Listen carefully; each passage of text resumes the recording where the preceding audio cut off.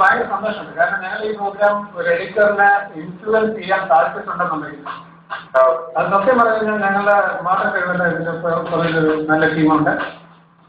ആ ടീമിന്റെ ഇൻസ്പിറേഷനാണ് ഇതിലേക്ക്. അതായത് സുരേഷ് ഞങ്ങൾക്ക് വളരെ സന്തോഷമുണ്ട്. സുരേഷ് ഒരു പാട്ട് കേൾപ്പിക്കാൻ പോവാണ്. ഈ പാട്ട് കേട്ടിട്ട് അത് ഏത് സിനിമയിലാണെന്നുള്ളത് വളരെ കുറിച്ച് പറയണം. ഓപ്ഷൻസ് ഉണ്ടാവും, അതിന് മുമ്പ് കേട്ട് പറയുകയും ചെയ്യും. ഓക്കെ.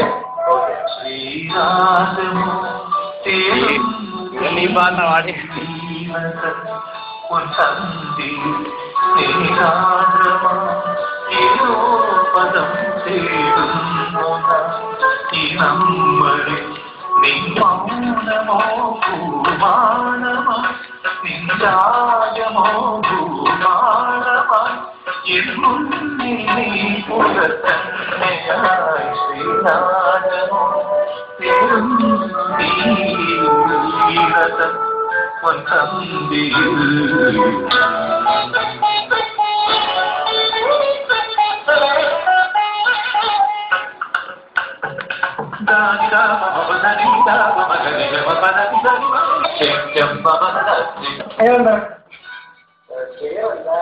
എന്നാലും സ്വരങ്ങളൊക്കെ കേട്ടപ്പോഴത്തേക്ക് ഏത് പാട്ടാണെന്നുള്ളത് മനസ്സിലായി.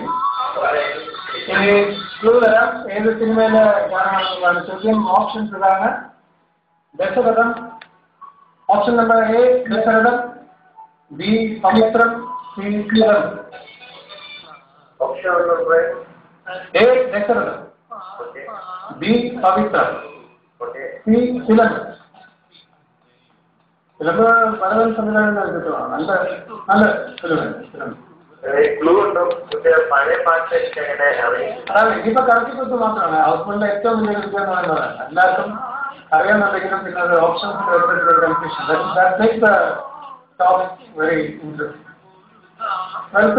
ഒന്നാലോചിച്ചു, ദശരഥമാണോ പവിത്രമാണോ ഫിലിമാണോ?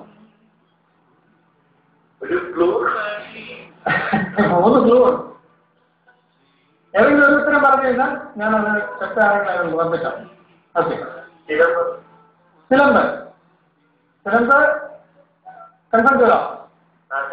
ആയിക്കോട്ടെ. ഓക്കെ. സിലമ്പ് അല്ല, സിലമ്പ് ടാക്സി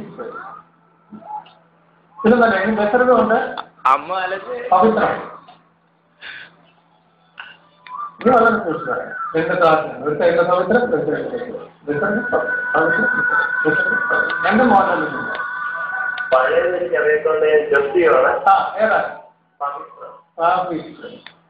നിനക്ക് ഒരുപാട് സിനിമ കാണാറുണ്ടോ?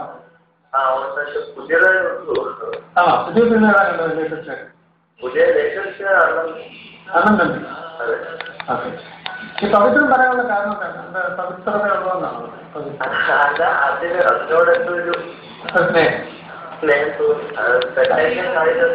തെറ്റായിരിക്കാൻ സാധ്യതയുണ്ട് അല്ലേ? കാരണം സ്നേഹമുള്ള ഒരിക്കലും തെറ്റായ ഉത്തരങ്ങൾ പറയാറില്ല. ഒരു നിലയ്ക്കും എൻ്റെ ബെസ്റ്റ് ഫ്രണ്ടാണ് മെയിലി. നമ്മളെ നേരത്തെ കണ്ടിട്ടില്ലെങ്കിലും നല്ല ബെസ്റ്റ് ഫ്രണ്ടാണ്. അവരുടെ ബെസ്റ്റ് ഫ്രണ്ട്സിന് എന്ത് പറ്റും? തെറ്റ് പറ്റാറില്ല. അപ്പോൾ പവിത്രം